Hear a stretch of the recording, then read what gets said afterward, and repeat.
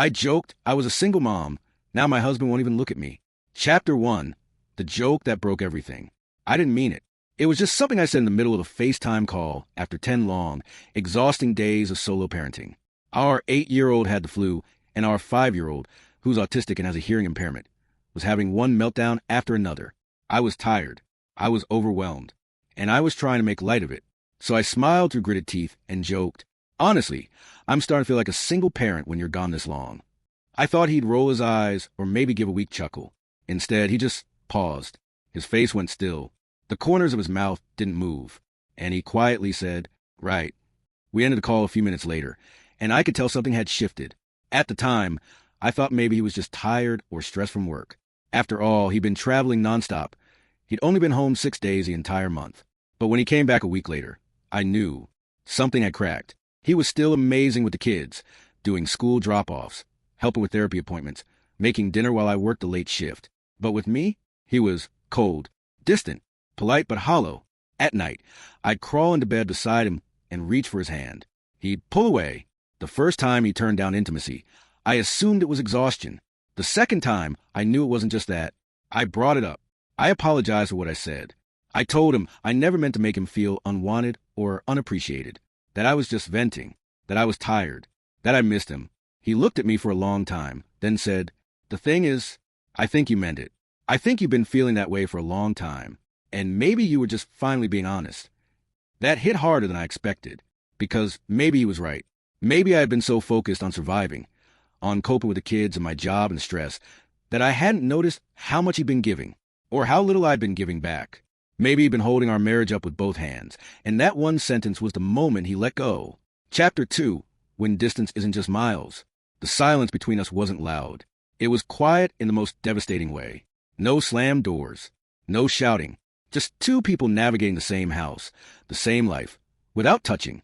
He still did everything right, on paper. School lunches packed, appointments made. He even started prepping my breakfast before I woke up, just like he used to. But he didn't kiss my forehead like before.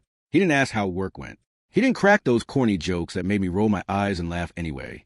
And I hated how easy it became to live like this, like polite roommates. I tried to fix it. I told him I missed him. I apologized again, this time without justifying it. No, I was tired. No, I didn't mean it. Just, I see the sacrifices you're making for us. And I'm sorry. I know I hurt you. He gave me a small nod. But then he said something that shattered me. I'm not angry anymore. I just don't know if I have anything left to give. That's when I realized this wasn't about one joke. It was years of emotional weight he'd carried silently. Years of doing school runs, cooking meals, working 12-hour days from a hotel room, trying to earn his credentials part-time, while still being a rock for this family. While I barely noticed, I thought I was doing my part. I worked. I helped with homework. I showed up, but he had been investing in the marriage, in the emotional bond, and I hadn't. I had stopped meeting him halfway. And that joke, it wasn't a dagger. It was a final straw. We talked more. Not about solutions. Just about truth. He admitted he sometimes feels invisible, like a utility, like his only value is what he provides. And all the while, I'm saying I feel alone, while he's drowning too. He didn't ask for space. He didn't pack a bag. But he started sleeping in the guest room. Just said it was easier for his sleep. And I let him go, because I didn't know how to pull him back. Chapter 3. What we didn't say. We stopped fighting. We stopped trying. We became two silent partners running a household. On paper, nothing had changed. The kids were still getting to school on time. Bills were paid. Groceries appeared in the fridge. But the marriage, the us part, was gone. We were both grieving it, I think, just in different ways. He dove deeper into work, flying out more often, staying longer than necessary. I buried myself in the kids, in the schedule, in pretending everything was normal. We'd still have moments. Tiny ones. A shared laugh over something our daughter said. A glance across the room when our son finally made a breakthrough in therapy. But it was like watching sparks drift off a fire that had already gone cold. I suggested counseling once. He said, maybe later, and that was the end of that. One night, I found myself sitting alone on the patio with a glass of wine. I stared at the porch light flickering above me, and for the first time, I asked myself, what if this is it? What if we've already lost each other and just haven't said it out loud? And then I remembered something. 2 years ago, during my cancer treatment, he never missed a single appointment. He held my hair when I was sick. He carried me to bed more times than I can count. And not once did he complain. Not once did he make me feel like a burden. He gave me everything. And now I was giving him nothing. I realized then it wasn't just his heart that was broken. It was mine too. And maybe, just maybe, we both been too tired, too hurt to reach for each other again.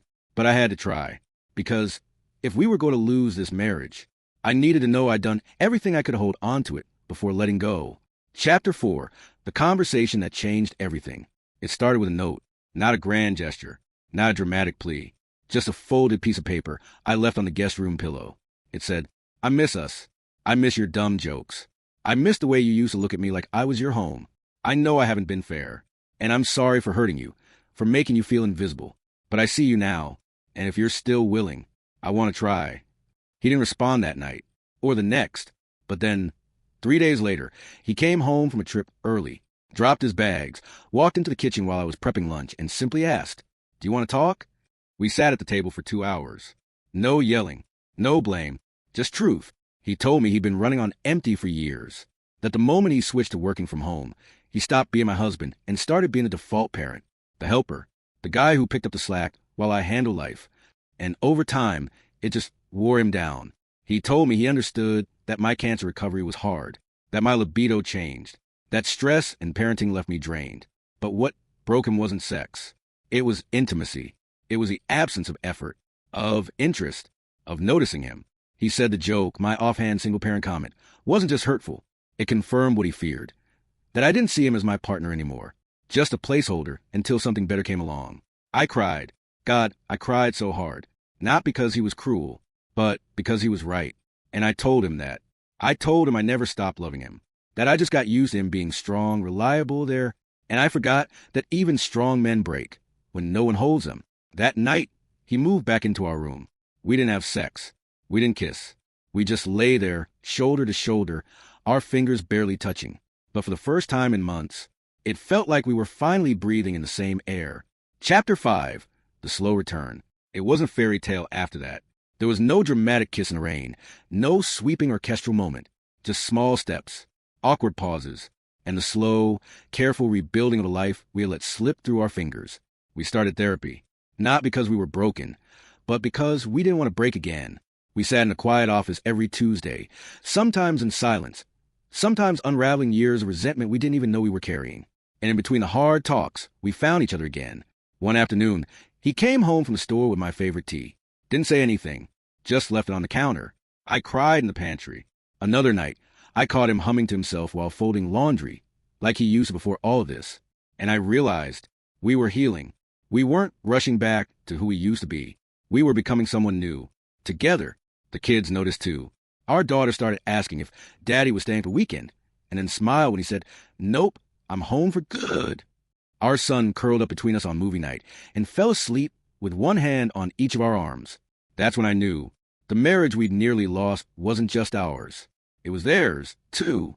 Some nights, we still sleep back to back. Some days, we still fumble with words. But every time he reaches for my hand now, I squeeze back, because I remember what it felt like when I couldn't. We're not perfect. We're not even fully back. But we're here. And that joke I made, it almost cost me everything. But it also forced us to look at the truth we'd both been avoiding. Love doesn't die from one big moment. It fades in the silence. And if you're lucky, it can come back in the quiet, too.